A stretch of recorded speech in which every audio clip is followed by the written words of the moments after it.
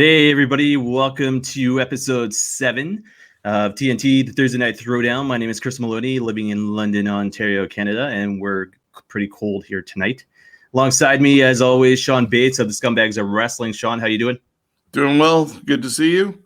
It's been, very cold yo-yo weather, really, and you wonder why people get colds. You say yo-yo weather? Yeah, up and down, cold one day, milder, above zero the next. Okay, I just wanted to make sure I understood the yo-yo comment. Yeah. Didn't know if you're starting a rap career, Kevin Bennett style. I am not the remix Kevin Bennett, nor our guest last week, Carter Mason. So yeah, and I honestly didn't know that side of him.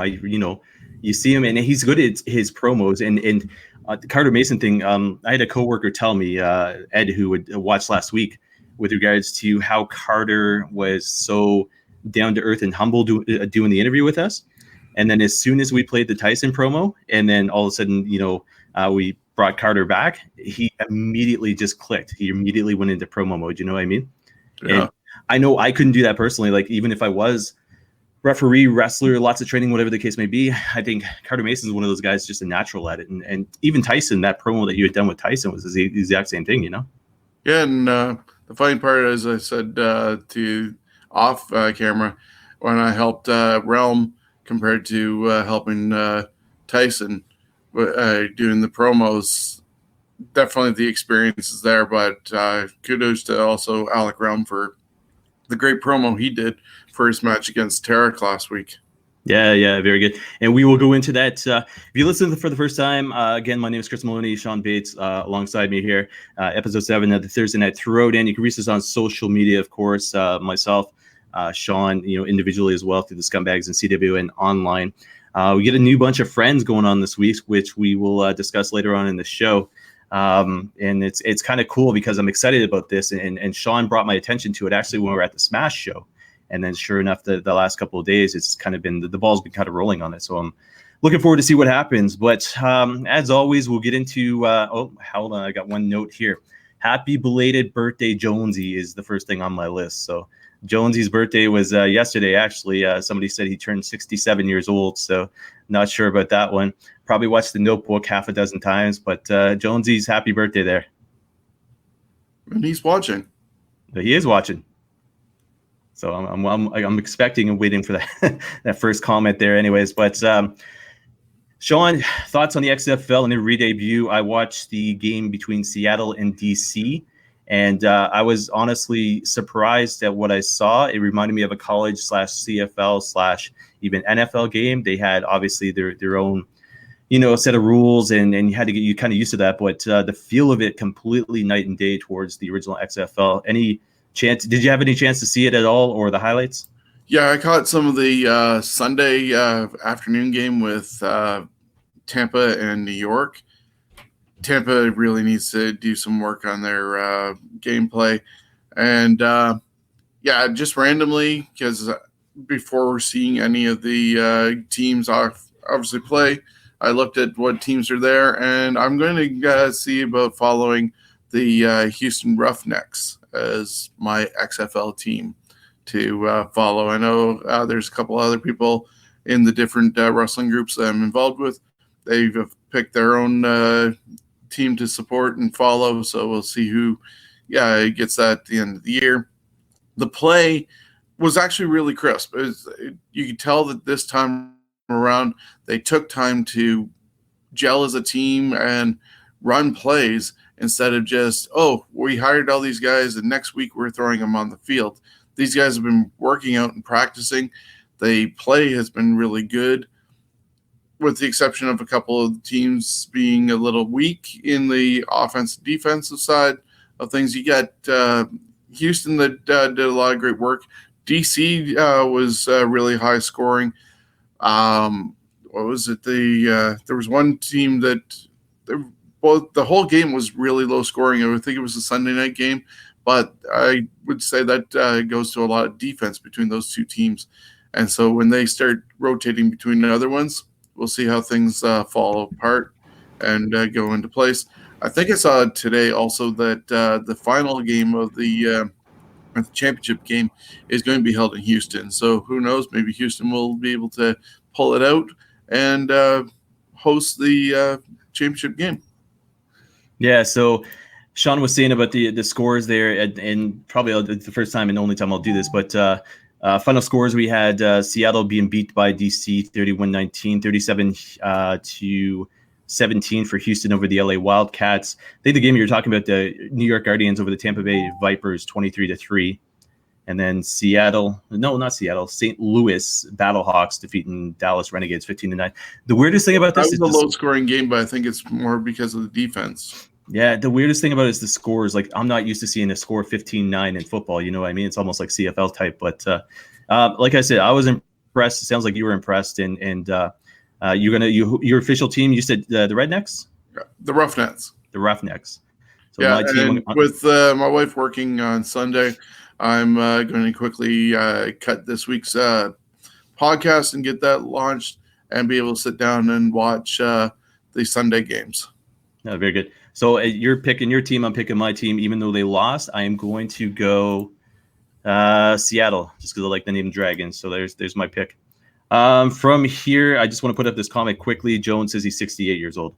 So I stand corrected. So happy 68 there, Jonesies. And we'll hopefully be on the show sometime soon. Anyway, Sean, we go from good news of the XFL to a rumor that I actually had heard, and I don't know how true this is, but your thoughts, and I know you've been a fan of this since launch day, WWE Network potentially putting pay-per-views off the network. I don't know if this is going to fly too well. It's definitely one thing that has attracted people to want to watch the WWE Network. Here in Canada, obviously, we get it in a different format, regardless of what your TV provider, satellite provider. It is actually a network that way, as opposed to in the US, where you are going through the apps or through the WWE Network directly or WWE.com directly. And so how that plays out for us here in Canada will be interesting.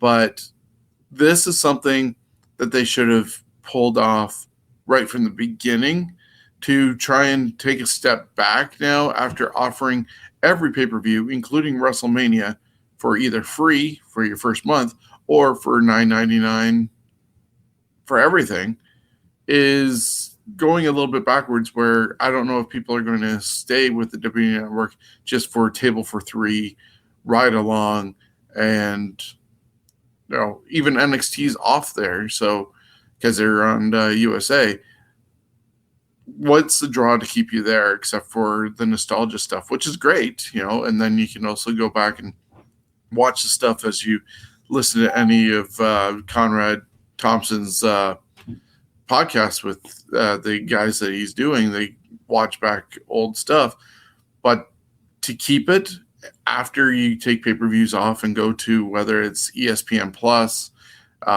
Peacock, or anything like that, Amazon, it's going to be a tough call. So my follow-up question, is there enough content on WWE Network right now to still be invested in? I think it's $11.99 or $12.99 a month Canadian.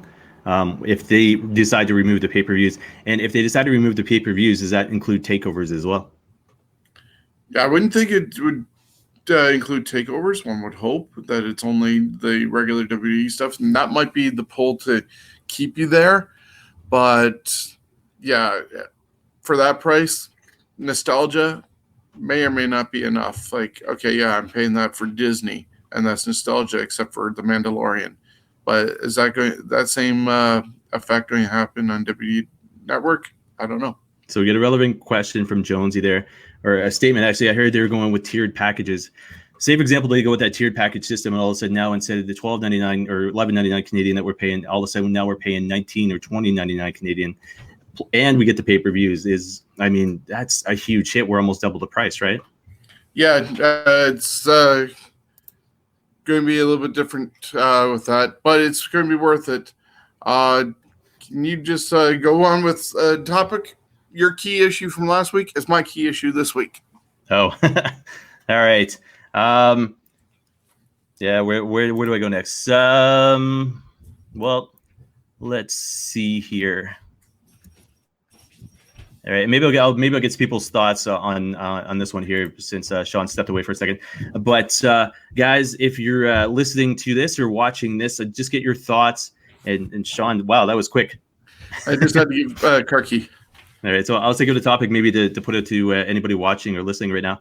Your thoughts on the rumored matchup of The Undertaker versus AJ Styles, WrestleMania 36? I kind of like that matchup. It's different, and well, they're going to definitely be able to throw around the word phenomenal and the phenom. It's whether or not Taker can keep up with AJ. But are we going to make so let me try to rephrase that. AJ's the type of guy that can sell and make anybody look like a superstar. And if that match takes place, is that the main reason for it? To make Taker look like he's phenomenal? And if this is the case, if AJ Styles is facing Taker at WrestleMania, is this Taker's swan song? Is he going to the Hall of Fame this year? We thought that was going to happen a couple of years ago. Like, it doesn't help that, in a way, it does help, should I say, that these guys are doing what Edge did, and now Santino Marella going to Columbia and getting the stem cell. A guy like Undertaker, maybe even Sting, can do that and extend their career. Yeah, I guess we'll have to wait and see. I mean, to me, it's a gimmick match, and I hate saying that about because Taker is Taker, and Styles, I'm still a huge fan of it and stuff like that, but it's one of those matches that's just on the card. It's not one of those matches that I could necessarily, I'm not going to care if I miss it live, If I decide to get up and do something during that match, I can always catch it later. Because to me, at the same time, the way things have always been outlined and presented, at least, a match with Undertaker is almost as good as or better than having a championship match. And that was one thing that CM Punk didn't understand when he had his turn with Undertaker. Yeah, very true. We got a comment from George McKay or Mackay. I'm not sure. I want to say McKay. If it's Mackay, my apologies. But he said, "What's up, boys?" He does Straight Talk Wrestling. I think this name is correct. Yep. Yeah, and he's up to he's more than you right now. I think he's up to episode 100 and something. Yeah, and podcast. What's that? Scumbags is going to be doing. Scumbags is going to 92, I believe, this week. But yeah, George is ahead of us, but he does a lot of good interviews at different shows. So he's part of the podcasting network that we're getting started that you're going to talk more about later on. Yeah, okay. And later on is coming pretty soon. So next topic on hand here. Get your thoughts on this. Simone Johnson, WWE Performance Center. Is she going to amount to anything close to The Rock, or is it just somebody else, such as, say, a Noelle Foley, who's entering the field and might not amount to anything at all? That is a very good question, because even Shaul Guerrero didn't make it, and she was a third-generation star as well, and they're going to be touting this one is fourth generation. There's a lot of athleticism potential, or at least in the genes. That is, I don't know what her high school sort of athletics have been. If she's as determined as her dad in a way, that'll be phenomenal. Hopefully she has gotten some sort of rub or, just the charisma that her dad has, and it'll be great. So, yeah, it's wait and see, but she just turned 18, so it's going to be a ways off. All right, and last three kind of topics on the WWE before we go into a preview of TakeOver in a bit. What excites you more, WrestleMania 37 taking place in Los Angeles next year, John Cena and Goldberg reemerging in the WWE, and the Hart Dynasty reunion on the bump? Well, I didn't see the bump. Cena and Goldberg, meh. Goldberg, Oldberg, we said that last week. Cena, he's kind of needed, but unfortunately, he's a dying breed. He's one of the last superstars that they actually did produce. Everybody else is a star, more so now than the mega stars that we saw with John Cena, Rock. Steve Austin, Kurt Angle, and all them. They're not producing them the same way. WrestleMania 36 in the or 37, should I say, in the new arena that they're making out there in California could be fun. I've heard that this new stadium actually can go from 60 some odd thousand people to up to 100,000 and expands. So, yeah, be interesting to see what they do. I was going to say that's as big as the Dallas WrestleMania that they had, eh? Yeah, they could tie that one. All right, so a couple more notes as far as Pro goes before we get into AEW versus NXT, which will lead us into the TakeOver pre-show predictions. Your thoughts, and I want to get your thoughts on this one because you've got a little bit more insight than I do. So it's been announced PCO, who's ROH World Heavyweight Champions, three-way dance coming up against Roosh and Mark Haskins at Gateway to Honor on February 29th. What are your thoughts on Mark Haskins back in Smash Wrestling? Did you ever think he was going to amount to somebody who was going to face off for the ROH World title, a couple of years later? He was decent, but yeah, because he came and went, and more of a special attraction because of his name, I really didn't get to see much of him. But yeah, anything's possible. Like, who would have thought? Some of the guys that we've seen go through Smash would make it to where they are now. Yeah, and in saying that, there's a couple of guys I'd like to see go up that are still, present at current days, but that might be safe for another show. Thoughts on Jordan Grace title win? Now, we've discussed it before, but I mean, do you think there's a reason Taya, lost the belt? Is this kind of it, knowing that John Morrison's over in WWE? Now, in saying that, Taya's contract still exists for another, probably, I think, a year or so. But what did they do with her post this? This is like a CM Punk type thing, Yeah, she did have a great run with the belt. I think it was over a year before Jordan was able to get it off her. Impact has been known to let people out of their contracts. Look at what's gone on with Killer Cross. And even Scarlett Bordeaux. They weren't happy. They got out. Now, if she were to say she's not happy, and probably is costing them a lot because of her resume, they might be able to let her go, and then WWE could potentially pick her up. Yeah, which would, I mean, it. But do you put her with John Morrison? I mean, there's talks right now of Killer Cross being with Scarlett Bordeaux. I mean, is it one of those things you put Morrison immediately with Taya? I would, because right now we're just doing a rehash of Miz and Morrison from 10 plus years ago. Yeah, it's like creative is being, well, I mean, not just being lazy now, but creative's seemingly been lazy for a past couple years at least. A lot of people think that, what would you want to see from him? But he did leave. He became a top guy in Lucha Underground. He did the top thing in Impact. Yes, they're not at the same level as WWE, but for somebody coming back who was a top star, they could have pushed him a lot better, I think, than instantly hitching him up to The Miz. And The Miz even has improved since he was with John Morrison. It's kind of a step back for both of them. Yeah. One thing about StreamYard is the I guess the initial platform I'm on that feeds out to YouTube as well as Facebook. I get comments, and I'm not sure the exact date. I mean, I can see the ones coming in right now, but as far as everything else goes, and I want to say they're current, but I just want to touch base on this. We're talking about the Impact there. So Doug Trencher from Midwestern Wrestling was in Vegas for the TV tapings last Friday. Pretty cool to see what's coming up. That was one of his comments there.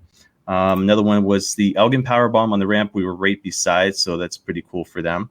And the other thing he was happy about seeing was, of course, the Deaners. And Sean, I know you did an hour-long interview with Cody. Yeah, it was about 45 minutes to an hour. He had finished getting a tattoo, and we were looking for a different place to meet up with, but we ended up just at a Harvey's over on Warncliffe, and enjoyed a couple of junior burgers and milkshakes while chatting away. Definitely one of those guys that deserves the attention on national television, though, eh? Yeah, for sure. And it's great that he's been able to go back to Impact, because he was there years ago with TNA and doing stuff with ODB, and he had the handlebar mustache and just basically trailer park Dwellers, and now he's doing the gig with his cousin and the Diener Dynasty. Yeah, I'm digging the gimmick. I mean, good for him. Who's to say how much longer Cody Deaner is going to be doing this? I mean, you've got Sean Spears doing the training thing now. Eric Young is on his way, to probably doing production work or training down at NXT. So who's to say Cody Deaner doesn't take that same kind of mold, Tyson Duke style here in Ontario? That would be pretty cool. And that's not even to mention the fact that Cody does a lot of speaking engagements with schools and does a lot of motivational talks. And every month he has his giver for charity. And he's selling pictures, T-shirts, whatever, and donating those funds to really good causes. Yeah. The cool thing is, on another podcast that we had done about a year ago, we were talking about this exact same thing. So, Diener's obviously been hyped on this and has continued doing this for, at least the past year. So, props to him. Was that the Diener thing? No, that was 2 years ago we were talking about. 2 years ago. Was it actually 2 years ago? It was 2 years ago when we started the Sharpshooter. On my Facebook timeline, I got reminded that we were doing episode number 2 of the Sharpshooter. So there's another Jonesy reference as well as Nathan and Jake, wherever you guys are tonight. But holy crap, 2 years ago. Damn. Start of my podcasting. Yeah. So anyways, we'll talk about that on another show maybe. National television, AEW 817 this week versus NXT 157. They closed that gap. Did you see either show? I caught the tail end of AEW. I had stopped by the factory and then needed to go out before getting home for AEW. And I saw the title change with the women's belt over on AEW. It's an interesting aspect in itself because you got Rio, who was the initial champion, losing now the title to the woman that she took the belt from. And now this makes some precedent almost in the same light as what Impact did with their belts in a way. Because Impact now has the first woman to hold a major male title, and AEW now has a transgender wrestler, and I believe also she's also African American. So that's covering a bunch of different things being handed over the women's title. And I don't know. I'm going to throw it out there. I know it's dirt sheet stuff and whatever and clickbait. But I had seen something where there was somebody trying to insinuate that there's some issues between all the executive vice presidents with AEW, and that maybe Omega was the reason why the Nightmare Collective got taken down because he wasn't a fan of that. I'm wondering if those dirt sheet type rumors are true. Maybe that's why Rio's now not the champion, because that's Kenny's project. Okay, so there's a lot of interesting things, and like I said, dirt sheet. I feel like you could put a whole hour on the Omega thing. I mean, here's a guy who fought Okada in matches of the year, 6-star, 7-star matches. PW, I almost said insider, but PWI wrestler of the year. Anyways, if they're not getting along, it's one thing, but these dirt sheets, for example, to be talking about the fact that Riho lost the title because Kenny Omega's on the outs right now, that's garbage. I mean, if anything at all. But the thing is, who beats Nyla at this point? Is Britt Baker? But now we get a heel Nyla versus a heel Britt Baker. Heels. So they have to get somebody else. Maybe Chris Statlander does. Yeah. Because now she won't have anything since the Nightmare Collective is no longer existing. So she's not going to be fighting off Awesome Kong, who apparently is gone from there. She wasn't, I guess, doing a lot of physicality anyways because of her limitations, but she's also now off doing season 4, the final season of Glow. Yeah. And just to check back on one thing, Straight Talk Wrestling is actually episode 121. 121. And what you're at what? 92. 92. So, you're going to remain 30 behind unless you start doing 2 shows a week. Exactly. There you go. I mean, well, okay, and saying that you're doing 2 shows a week, but I mean 2 Scumbags podcasts a week. And actually, you count this show, you're doing 3 shows a week. Yeah, until I get more matches at the factory, then it's 4 shows per week. And you're still married. You're still married. That amazes me. Yeah. We talk about wrestling. Well, that's the whole purpose of the show is talking about wrestling. But your thoughts on Jeff Cobb and AEW? Now, what I read earlier tonight was the fact is he's still a free agent. So PWInsider.com had reported that what he's doing right now is just doing one-offs. So if they want to add him for a second, third show, whatever the case may be, but he still hasn't signed a contract anywhere. He's still working for Ring of Honor and everywhere else. No, here's a question for you as a wrestling fan. Would you prefer to see it that way?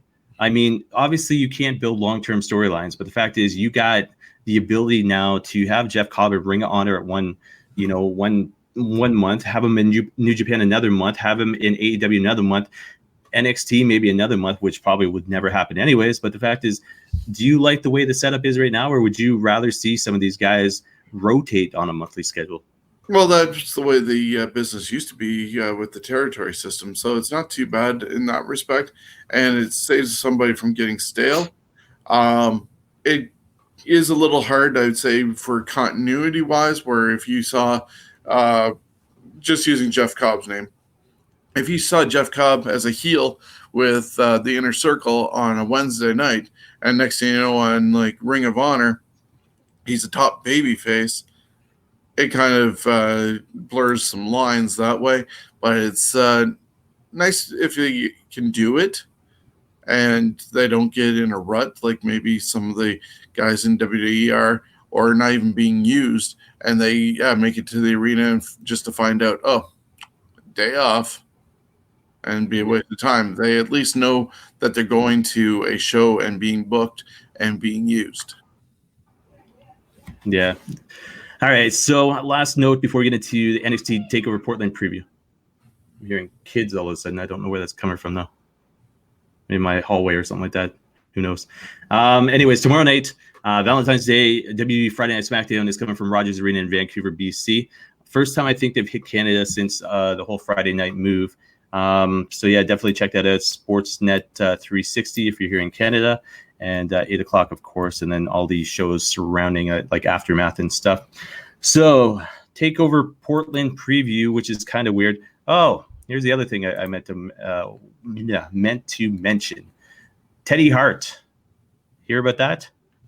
Yeah, I saw a little bit. He got nabbed for some drugs that were enough for possible sale. So, surprised? No, not really. It's Teddy Hart. He's always been sort of the wild card of the family, and kind of not unexpected. All right, we'll leave it at that. So NXT TakeOver Portland, taking place Portland, Oregon on Sunday this coming weekend, not Saturday like they usually do. February 16th, 7 p.m. Pre-show at 6:30 p.m. WWE Network, of course, and then their social media. Sean will go through the matches, and then maybe we'll do a prediction on just the matches, because I think there's only 6 taking place. Keith Lee defending against Dominik Dijakovic, North American title on the line. Who's your pick? Going to be a great match. They're both hard-hitting, but title stays on Keith Lee. He's on fire right now. Yeah, I got to agree with that one. Tegan Knox taking on Dakota Kai in a street fight. Yeah, that one is going to be insane. I think Knox needs to get the victory because of what happened to her at the War Games pay-per-view.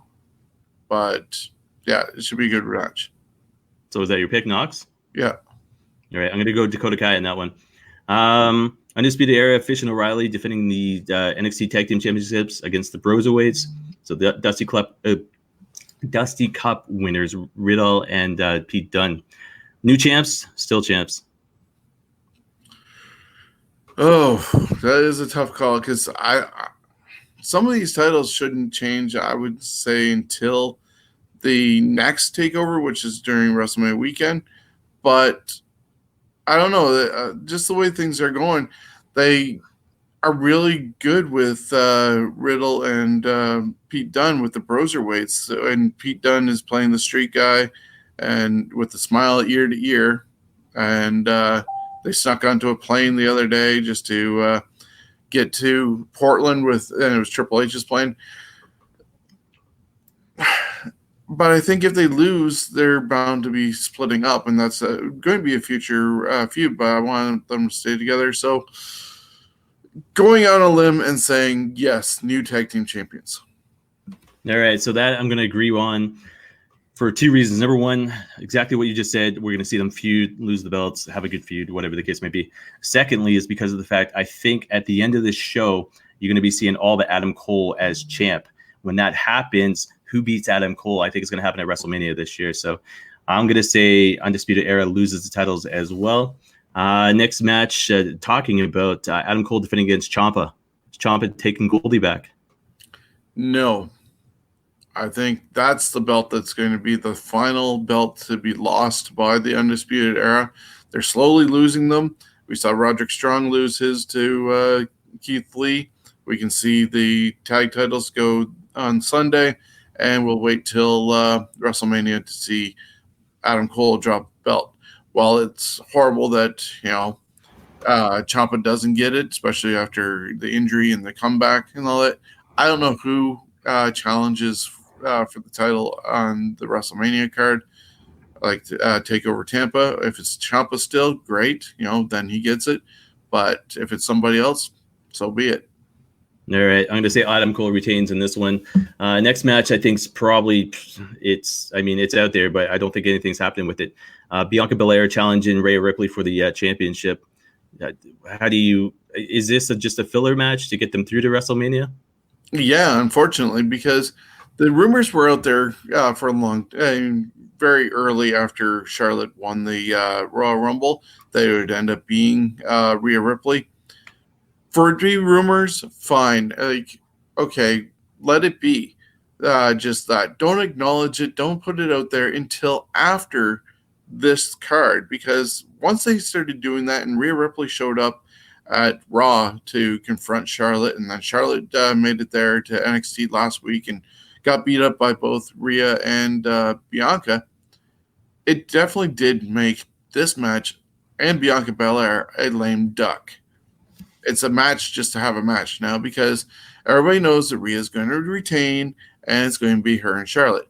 Had they waited and had Charlotte show up maybe this Sunday to scout Rhea Ripley as a potential opponent, whether she acknowledged it on Sunday or waited until Monday to then finally make her decision, that's how I would have played it out. The same goes with what they did on Monday with the Vampire now of Shayna Baszler attacking Becky Lynch. Until Charlotte made her official decision, all that needed to be held off, and they still had numerous weeks to build to WrestleMania. It's funny. That was one of the topics I was going to talk about, and I bypassed it. But Shayna Baszler Raw segment, a lot of people were saying if you're going to do something like that, make it real. Have Becky showing her stitches, blah, blah, blah, blah, blah. Shayna Baszler finally gets the call up, and that's how she does it. Do you see this diminishing her as a wrestler going into WrestleMania, against Becky Lynch? Because that's the rumored match, is Becky Lynch defending against Shayna. Well, it's definitely going to happen. How do you play off of this, though? I don't agree with the whole biting of the neck. That kind of looked a little over the top and extreme. Whether she had bitten her ear and did a Mike Tyson, I could have gone with, right? But the back of the neck? Who bites the back of the necks unless you're a vampire? Now, if they really wanted to do stuff with Shayna Baszler and make her a badass that she's supposed to be and had been in NXT, why not go in there and just beat the living piss out of Becky Lynch, bloody her up like accidentally happened to her with Nia Jax with the back elbow and the blood looking that way, and you don't have any of this ridiculous biting shit, and you have Shayna looking like a badass beating the man. And you make her look strong that way too. And both of them look strong instead of this ridiculous biting angle. Yeah, I guess we'll have to see where it goes. All right, last match of the night, and this is, to me, kind of a dream match and one I'm looking forward to, match of the year candidate. Johnny Gargano taking on the one and only Finn Balor. Thoughts on the match, and who are you going to pick to win this one? but it's going to be probably, as you said, match of the night. I am going to go with Gargano. Gargano's coming back from a injury and stuff like that because he got put out for a bit. Yeah, but at the same time, do you give Finn a loss after he's trying to establish himself again in NXT? It could go either way, but I'm going to go Gargano. All right. Just in case I didn't make my prediction, Rhea Ripley wins that female the NXT Women's Championship match. This one, I'm going Finn Balor. The reason for it, because when I was talking about it earlier, who takes the title off of Adam Cole at WrestleMania? Finn Balor. So that's who you're going to see Adam Cole lose that title to. So anyways, folks, that was NXT TakeOver taking place again Sunday, February 16th, 7 p.m. Pre-show at 6:30 p.m. WWE Network, as well as social media for the pre-show, obviously YouTube being one of those things. This is TNT, the Thursday Night Throwdown. My name is Chris Maloney. I'm alongside Sean Bates. And as always, after we're done pro, we go into indie.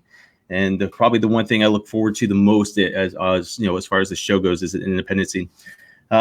So I thought about my theme music when I'm going to start doing this independent rundown thing. I'm not going to release it tonight, but next week on the show, you'll hear it. And a lot of people familiar with pro wrestling games will recognize the music right away. So anyways, here goes. We're going to do the rundown this week. Sean will correct me as always, which shows I've forgotten about, at least in Ontario. So anyway, here goes. 2 shows actually taking place tonight. Battle Rock presents match number 3, Valentine's Day Massacre with Bad Waitress Wine Lips in Toronto, Ontario. That is a combination music, drag queen thing, and then all of a sudden Space Monkeys in one of those matches without the ring thing taking place. So that's card number 1 taking place today. It's number 2 is CWO Thursday Night Slam in Toronto as well. Sean, anything else for tonight? No, that's all I have. I didn't have actually the one that you mentioned with Space Monkey. Yeah, so that's, again, Battle Rock in Toronto. Tomorrow, I've only got 1 show and then 1 seminar, but I'll mention both of those. So Crossbody Pro Wrestling presents Showcase Series number 29 in Kitchener, Ontario tomorrow night, as well as tomorrow, Speedball Mike Bailey and Vita Scott's seminar at Crossbody Pro Wrestling Academy in Kitchener, Ontario. Anything to add to? Oh, hold on a second. Nope, that should be it. I got my dates wrong, so the next date would be Saturday. Anything else to add for tomorrow? Nope, that's it.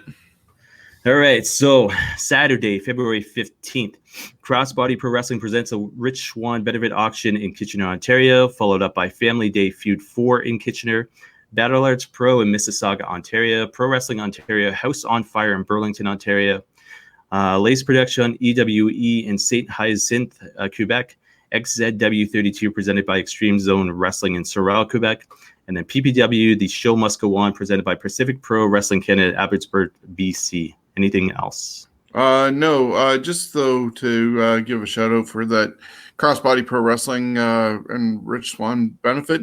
He had surgery, I believe it might have been on ankle. But of course, that was in the States. He hasn't moved here to Canada yet. There had been talk to him and Sue Young wanted to move to Canada and they like it. But he clearly got injured during the Impact tapings before the pay-per-view last time. And so there's a lot of medical bills. Crossbody and Ben Ortmans are putting together this auction, and they got a lot of items donated by OVE, including a Sami Callihan jacket signed by him when he was Solomon Crow in NXT. Madman Fulton has donated some shirts and masks and everything. Ben Ortman some trunks, and I believe it was Jake Christ who has 3 different ring worn jackets. They are up for auction along with some pop figures, signed Rich Swann figure. It's actually Rich's birthday on the 15th as well, and all this money goes to help Rich and his bills. And you can actually go to the event page and Crossbody Pro Wrestling and put your bids on those items, and they'll close after Family Day Feud 4. So help out Rich Swann and get some great wrestling memorabilia. Yeah, so if you're a fan of wrestling merch or you're a fan of OVE, now is the time, Saturday, to get your hands on some of that merch there. Sunday, February 16th, CPW Hamilton Heritage Rumble in Hamilton, Ontario. Anything else on the Sunday? Yeah, there's actually a bunch of events happening, I think, in Hamilton. I saw 3, but I'm only getting 2 at the moment. It's the Heritage Rumble that you mentioned. and that's at 12:30, 1 o'clock ish. But at 4 p.m., still in Hamilton, is Alpha One Wrestling presenting Deadly Encounter. No, so the couple shows by the same promotion, though, eh? No, Alpha One and Alpha One, sorry. And Courage. Yeah, so here's the reason I don't think I get the Alpha One thing is because they don't post their events on Facebook. But yeah, I got a Facebook posting for it. Okay, forget I say anything at all then. Sorry. Just forget it. Forget it. I know nothing about Hamilton wrestling, so yeah, I'll leave it at that. We got to work on that. But yeah, these Iron Mike Sharp would be PO'd right now. I tell you that. No. I got him. So yeah, those are some of the events. There are some more on Monday if you're going to catch up on that. But we can also catch it on the Ontario Indie Road Trip with all the details of the matches. This isn't plug time right now. Let's continue on with the indie listings. So Monday, February 17th, CWO Family Day presented by Championship Wrestling from Ontario and Toronto. Kaizen Pro Wrestling featuring Josh Alexander in Sydney, Nova Scotia. And then shout out to our boys up there in Listowel, Midwestern Wrestling Meet and Greet featuring Sabrina Kyle and Dylan Andrews in Listowel, Ontario on Monday, February 17th. Sean, more details on that. They're doing some kind of coloring contest, as Doug was saying? Yeah, they're doing a coloring contest. I'm trying to find the posting myself, but yeah, I think there might be involving some tickets for the show as well, depending on what is going on with that.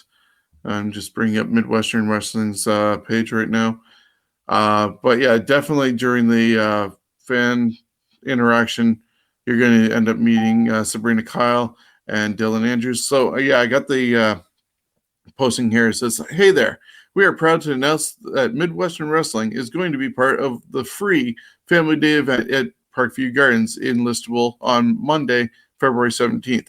2 wrestlers, Sabrina Kyle and Dylan Andrews, will be on hand to sign autographs for the kids. We'll also be there with fantastic coloring contests for kids. More on that tomorrow." So check out their page for more details. And they also have tickets available for sale for their March 28th show and a few other goodies too. So definitely check out the Midwestern Wrestling page tomorrow and stop by and see Dylan and Kyle, or Sabrina Kyle, and Listowel. Yeah, so Dylan Andrews and Sabrina Kyle coming up in Listowel there on Monday. Of note, 3 more shows I just want to talk about, and 2 of them will be doing previews on next week, and then the other one will be doing a preview on in March. So Friday, February 21st, Femme Fatales 23, presented by Femme Fatales in C4 in Ottawa. Sunday, February 23rd, Any Given Sunday 8, presented by Smash Wrestling in Toronto. Carter Mason taking on Kevin Bennett for that championship. And then Saturday, March 28th, Midwestern Wrestling in Listowel, Ontario, of course. And Sean, I think I heard through the grapevine that you're heading up to Toronto for Any Given Sunday 8, eh? Yes, I'll be there. I think I got a full car of guys going and meeting up with a few other people that day. So it'll be a good outing in Toronto Any Given Sunday. I went to it last year. It was awesome. I expect it to be the same this year. All right, so I want to keep the show within the hour length. So we're going to get into, so Sean and I last Friday night had the ability to go see Smash Wrestling here in London. So New Beginnings took place at Fanshawe College. Great show, quick results courtesy of my website, cwnonline.ca. I'll go through the results and I'll get Sean's just overall thoughts on the show, and then myself as well. So first match, Tarek defeated Alec Realm by pinfall. Post-match, Jordan James hits the ring under a mask, calling himself El Chico. Scott Hunter and Alec Realm convince him to a mask, with Realm stating that if James couldn't stop drinking his quote-unquote water, then he wasn't sure about the future of the Revolt. So match number 2, Fireball Jordan James defeated the Endorsement Sebastian Swab by pinfall. Post-match, the Revolt celebrated as Elm stated he was proud of James for not drinking his quote-unquote water during the match. Match 3, The Muscle defeats Cole Colossus by submission. Match number 4, Psycho Mike defeated the lifeguard on duty Joshua Pine by pinfall. Match 5, 6-person tag team match. Bella Bronx, Rodney Matthews, and Michael Grayson defeated Chris Mitchells. I think he's back to going by Chris. Ethan Dukes and Jay Loon by pinfall after Bronx pin Loon. Called that one, by the way. Intermission took place. Obviously, fan interaction, everything else, autographs, pictures. Match 6, Smash Wrestling Tag Team Championship match. Halal Beefcake defeated Death Threat Army by pinfall to retain Smash Wrestling Tag Team Championship. Match 7, which was the semi-main event. triple threat match, which was originally just a one-on-one. So Smash Wrestling Championship. The remix of Professional Wrestling, Kevin Bennett defeated Von Vertical and the one-man dynasty Brent Moneybanks by pinfall after pinning Vertical to retain. And the match 8, which was the main event, Street Fight determined the number 1 contender. Winner going on to Any Given Sunday 8. King of the North, Carter Mason, defeated the Wrestling Machine, Tyson Dukes, by pinfall, become the new number 1 contender to face off against Kevin Bennett next Sunday. Sean, your overall thoughts on the event, as well as maybe your thoughts on some of the students of Tyson Dukes and how far they've come. Yeah, I definitely enjoyed the first half of the show, which had a lot of influence on the from the Tyson Dukes Wrestle Factory. It's amazing to see how the growth of guys like Jordan James and Alec Realm was or has been. They are some of the original 6 that started off with Tyson when they were at the Velodrome. And the fact that Realm and James haven't done a lot of singles matches, at least in different cards lately since they've been teamed together, it was good to see them in singles action. And Realm against Tarek, I could watch again and again, to be honest. Unfortunately, both Realm came out on the short end of the stick, but there's a lot of potential going forward with that one. The freshness of the 6-person tag team match, yeah, they're going to grow. It was a good debut for Jay Loon and Bella Bronx getting the victory. That was really nice considering the struggles she's gone through the past while with overcoming cancer and being able to step back into the ring. So definitely a really good show. And then the second half with the major matches being involved, 2 titles and the number 1 contendership. Death Threat Army, they're out of actually Michigan. I talked to them just before they hopped in the car, and they work really well with Halal Beefcake, and I'd love to see them back again.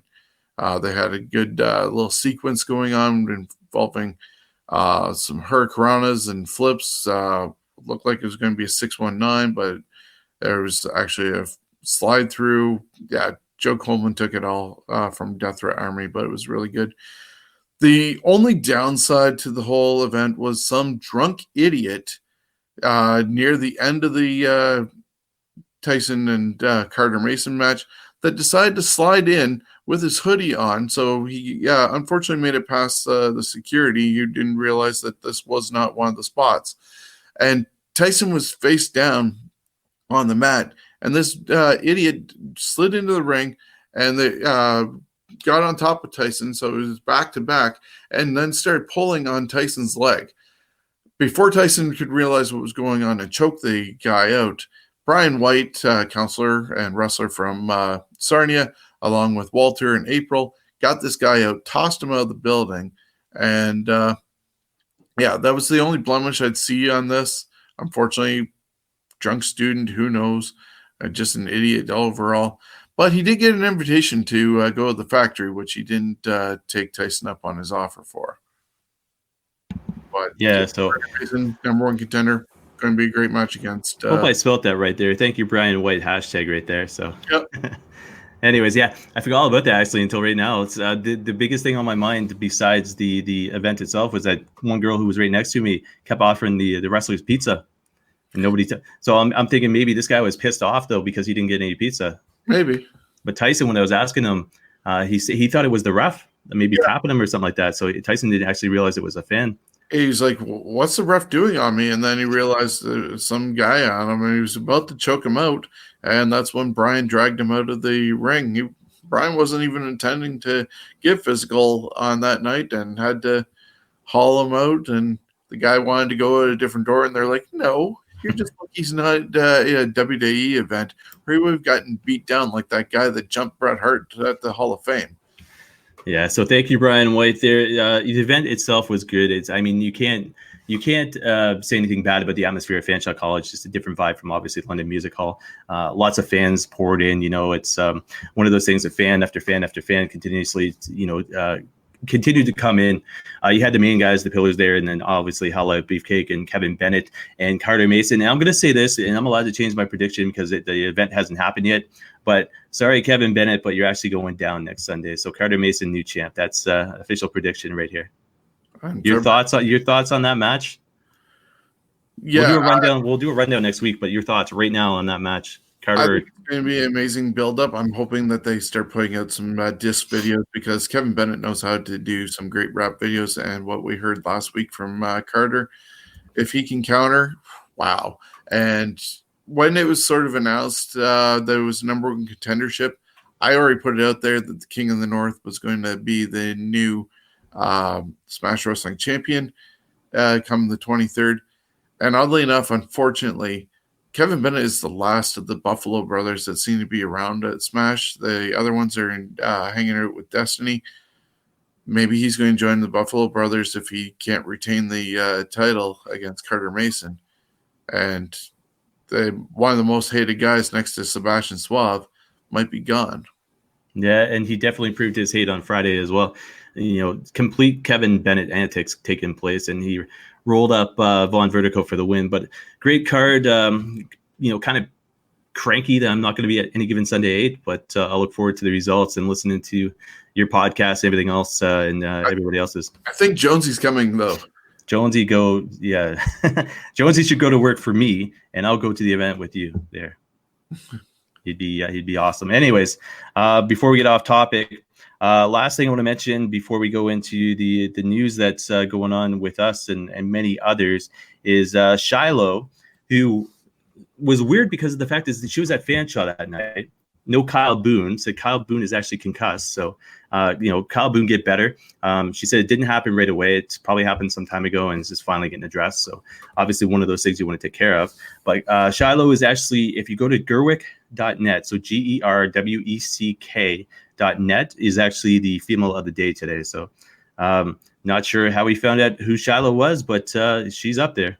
Well, speaking of Shiloh, though, she also posted, though, today that 6 months ago, she was told that she would probably be out for a year because of her torn ACL, and she's had a lot of different surgeries.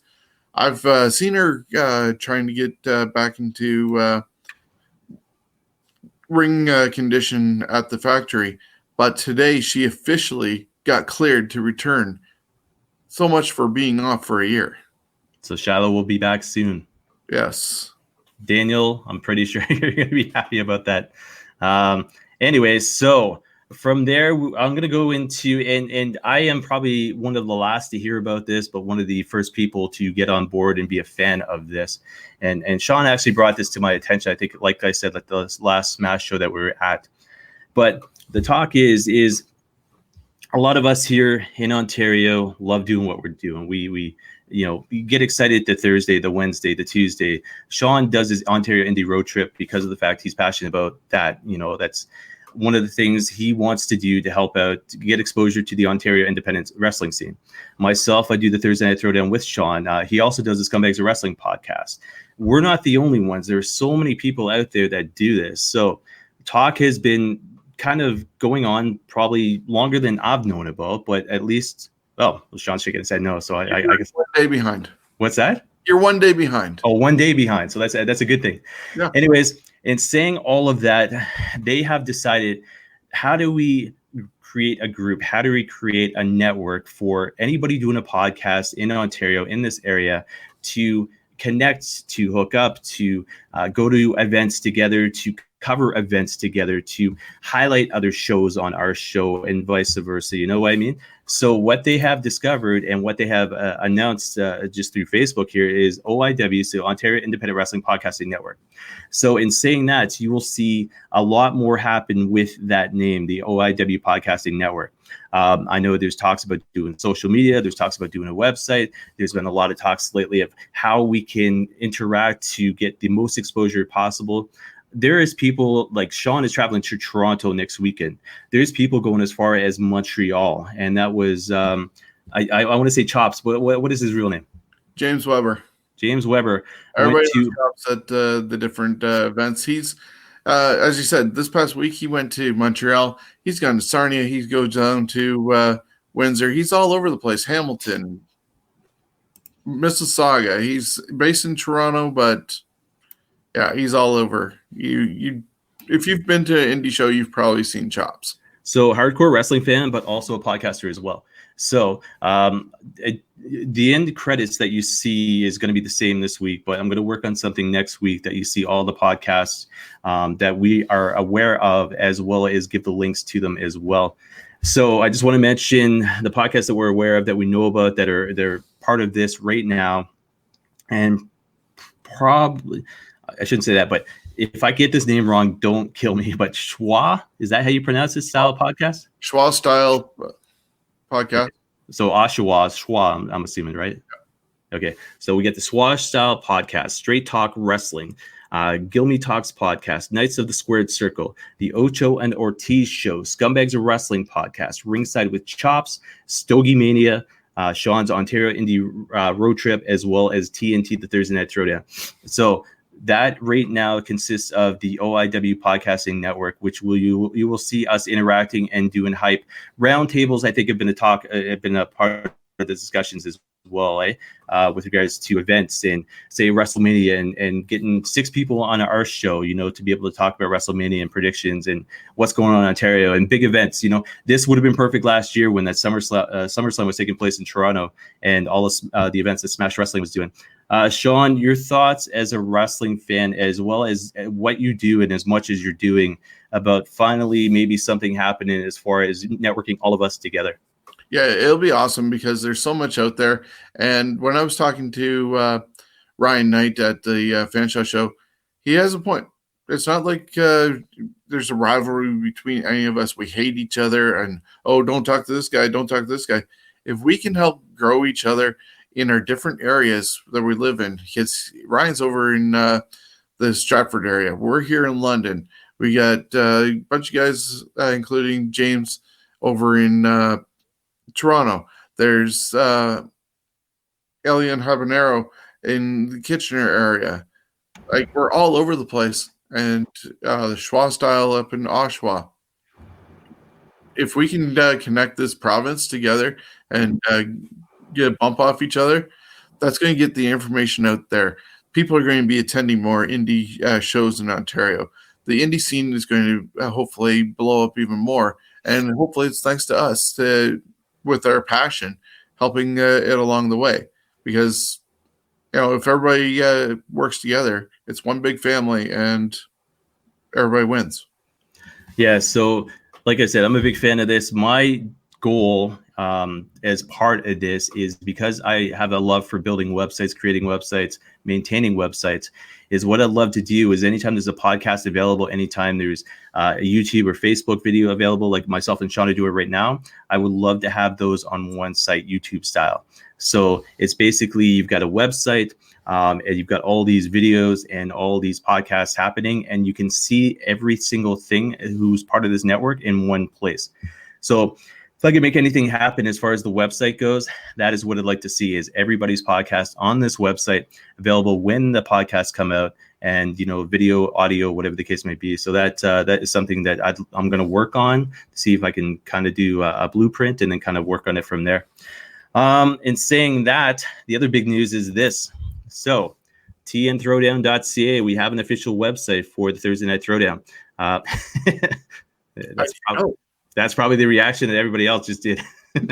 Anyways, long story short, if you're listening to this, not watching this, but listening to this, www.tnthrowdown.ca. Long story short, I would have paid a lot more for it, but I only paid 88 cents plus tax. There was a company that's out there, and I forget the name of it right now, but I think it's whc.ca. Legitimate, by the way, and you get your website for a year. So I did register this one. I also registered Canadian Wrestling Network.ca, which forwards to cwnonline.ca. I've also set up subdomains, which you will see in the coming weeks and stuff like that. But tnthrowdown.ca is officially almost live. You've got basically a page up there right now with social media links, but you will see it live probably by, I'd say, Saturday or Sunday at the latest. It is Family Day weekend, so I got to make sure I spend some time with the family. So, Sean, we'll get your plugs out there. There we go. Scumbags of Wrestling on Facebook. # We Are Scumbags. What's going on in your world as far as wrestling goes? Well, as I said earlier, episode 92 is going to be coming up. It might be a quick one. Definitely looking at this weekend's takeover. The Ontario wrestling scene is, in my area, a little bit quiet because I'm not going. What did you just change to? A little bit quiet because I'm not going to another show until next weekend. So we're going to preview that. And just set everybody up for the events happening through Ontario. Of course, tomorrow we should be putting up the Ontario Indie Road Trip on YouTube and Facebook. So if, regardless of where you are in Ontario, you can hop in a car, get a bus ticket, a train ticket, and make it to an indie show and support indie wrestling. And I'm going to have a rundown of everything happening this weekend and next weekend. Other than that, we have this TNT show and waiting for new matches for the production line. Yeah, so anybody who's not aware, it's on audio right now. I kind of just made myself disappear on screen. I figured I had to come back, but still learning this technology. And like I said, it's week 7. So damn, I got to be getting better. But again, I forgot I was doing a podcast 2 years ago, not 1 year ago. So that is that. Best way to reach me online, cwnonline.ca. Independence promotions as well as pro, anything I can see that's going on Canada based is on there as well. That's my email address there, chris@cwnonline.ca. And then show address right here. And I've got to get better at these screens, but Thursday Night Throwdown at outlook.com is the best way to get in touch with us. Share your thoughts on the show if you've listened to it or watched it. Your thoughts on the upcoming OIW podcast network, as well as pay-per-view predictions. Do you agree with us, disagree with us? But anyways, it's been great. We are at that 1 hour mark. Sean, big plans for tomorrow, Valentine's Day or Family Day? Tomorrow, going to Legion here in London or in Lambeth. They have a dinner and dance, so the wife and I are heading there. No plans at the moment for Family Day, but we are both off, so we'll see what happens. And how much wrestling you got left to do this weekend? I just have to do the voiceover for Ontario Indie Road Trip. And one more thing. As far as voiceovers goes, anybody who wants to be advertised on this show, let me know. Thursday Night Throwdown at outlook.com. We can do up to 30-second video clips, or we can do audio as well, as long as I get a good screen pick to go along with that. But I want to start advertising on this show, not monetizing, but advertising, especially with any of the podcasters out there that we've been talking to and stuff like that. So, fan of the show, you want to get advertised, whatever the case may be, Thursday Night Throwdown at outlook.com. Thank you for reminding me of that one. Yeah, all good. All right. Until next week, folks, this has been Thursday Night Throwdown, TNT as we call it. Happy Valentine's Day. Happy Family Day to everybody. And hopefully we'll see you next week. And if you're listening on audio, thanks for listening. And we will see everybody next week. Thanks, Sean. Have a good one.